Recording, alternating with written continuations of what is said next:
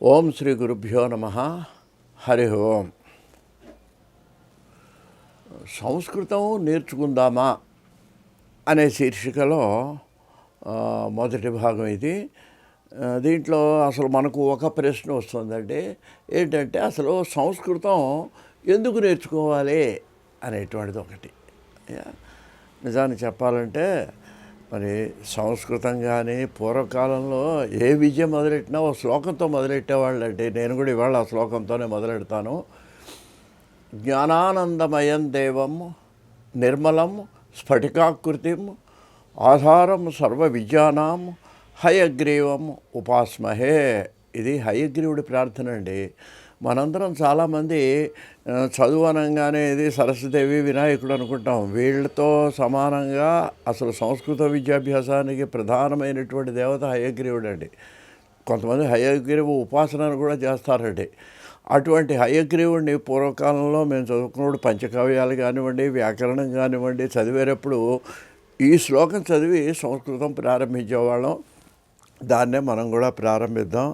అయితే ఇప్పుడు అసలు సంస్కృతం ఎందుకు మనం నేర్చుకోవాలన్నట్లయితేనండి, ఇది సంస్కృతం అసలు మన భాషలన్నిటికీ కూడా బాగా అభివృద్ధి చెందినటువంటి భాష అండి. అభివృద్ధి చెందటం అంటే ఏంటనమాట, ఇంత ఎలాబొరేట్ ఇంకా అసలు ఈ మిగిలిన భాషల్లో ఒక ఉదాహరణ చెప్తాను మీకు.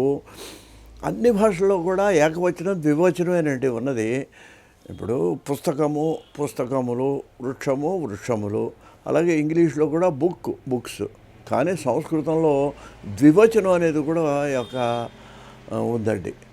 అది అంటే అసలు ఆ పూర్వం మహర్షులు తీసిన దగ్గర నుంచి వేదాల్లోంచి పురాణాల్లోంచి అదొక ప్రత్యేకత అండి. ప్రపంచ భాషల్లో భారతదేశంలో సంస్కృతానికి ఒక మంచి గౌరవం ఉంది. ఇంత విస్తృతి చెందినటువంటి భాషని వాళ్ళు మనం ఎలా తయారు చేశారంటేనండి, దీనికి ఒక ముద్ర వేశారండి. మృత భాష అని కూడా కొంతమంది ఆక్షేపించడం మొదలెట్టారు.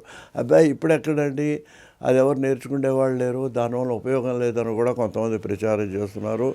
నిజానికి మరి అది మృత భాష కాదండి. ఇవాళ మన సంస్కృతం, మన భారతీయ సంస్కృతిని నిలబడాలంటే సంస్కృతం నేర్చుకోవాలి. మనం ఏదైనా ఒక స్తోత్రం దేవుడి దగ్గరికి వెళ్ళంగానే ప్రతి వాళ్ళం ఒక శ్లోకం చదువుతాం.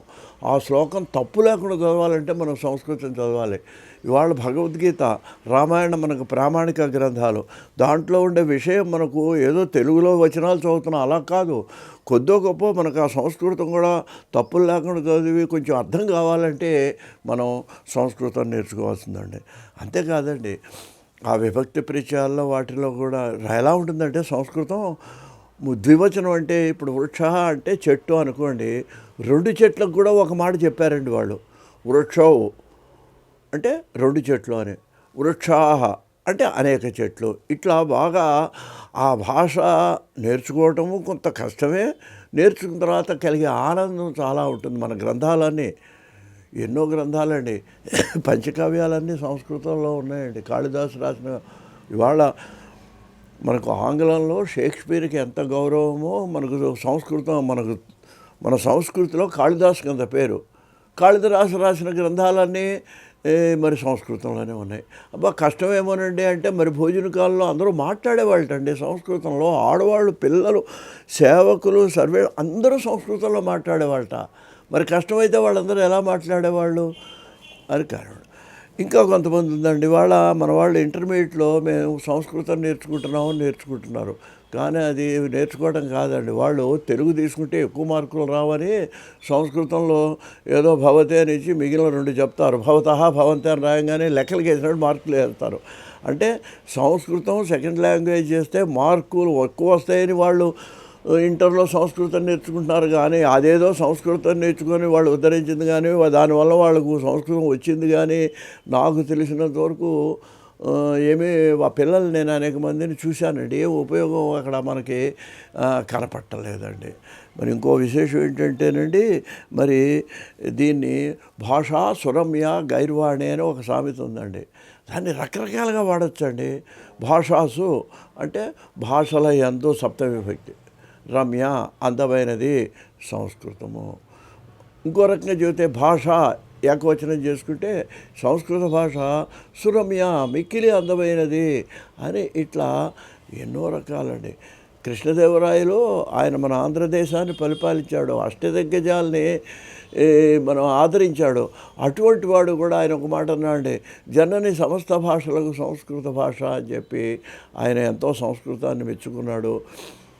అసలు తెలుగులో ఇవాళ మనం తెలుగు అని చెప్పుకునేటువంటి దాంట్లో అన్ని పదాలు కూడా 100కి 90 వంతులు సంస్కృత పదాలే. కాబట్టి తెలుగు గ్రంథాలు, సంస్కృతం వదిలేయండి, తెలుగు గ్రంథాలు అంటే మన ప్రాచీన కవులు రాసిన పుస్తకాలు నన్నయ్య, తిక్కన, ఎర్రా ప్రగడ, వీళ్ళవి అవి మనకు అర్థం కావాలన్నా సరే, తెలుగు బాగా రావాలన్నా సంస్కృతం నేర్చుకోవాలి. అందుకే తెలుగులోనండి ఇప్పుడు ఈ భాషా ప్రేమిడు కానీ ఎంఏ కానీ ఇవన్నీ ఉంటే వాళ్ళు కంపల్సరీగా వాళ్ళకి సంస్కృతం ఒక లాంగ్వేజ్ పేపర్ ఉంటుందండి వాళ్ళకి. అది వస్తేనే కానీ ఇది రాదు. ఆ విధంగా ఉండటం వలన మరి మనం ఈ సంస్కృతం నేర్చుకోవడానికి మనం ప్రయత్నం చేయటం చాలా మంచిది అనేటువంటి విషయాన్ని మీకు మనవి చేస్తూ, వరుసగా కొన్ని ఎపిసోడ్స్లో ఇది ఎలా నేర్చుకోవాలి, ఇది ఎలా తేలిగ్గా మనకు అర్థమవుతుందనేటువంటి విషయాన్ని మీకు చెప్పడానికి ప్రయత్నం చేస్తాను. స్వస్తి.